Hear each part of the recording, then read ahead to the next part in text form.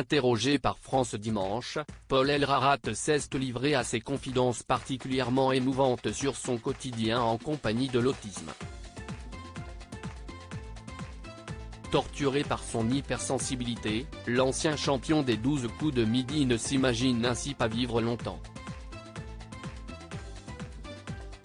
Du plateau des 12 coups de midi à la table extensible des grosses têtes, Paul Elrarat a plutôt bien mené sa barque.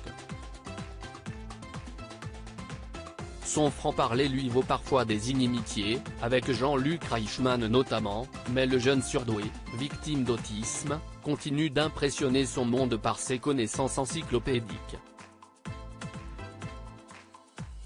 Seul le rayon amour paraît bien désert au regard de ses confidences sur sa situation sentimentale assez désespérante.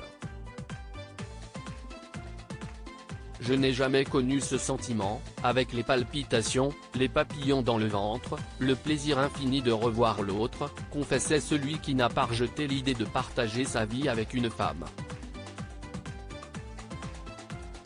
Mais la notion même de tomber amoureux semble l'effrayer.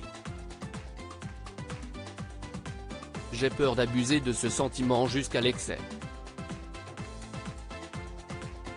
Au risque que la redescente soit catastrophique et occasionne trop de souffrance.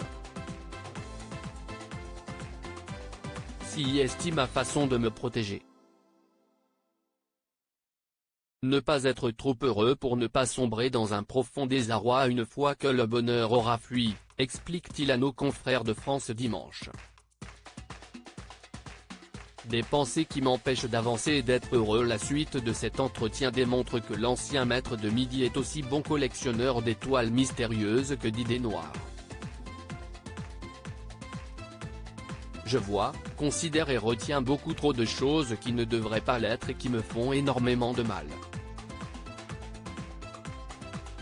Des considérations existentielles que je me fais à chaque fois qu'ouest porter à ma connaissance quelque chose de négatif, qui ne me plaît pas ou qui m'empêche d'avancer et d'être heureux, confie celui qui subit de sérieuses périodes de crise. De là à s'imaginer ne pas vivre longtemps, celle-ci m'agresse tellement dans mon être, mon cerveau et mon cœur, que je peux parfois en arriver à me dire que je serais mieux mort que vivant.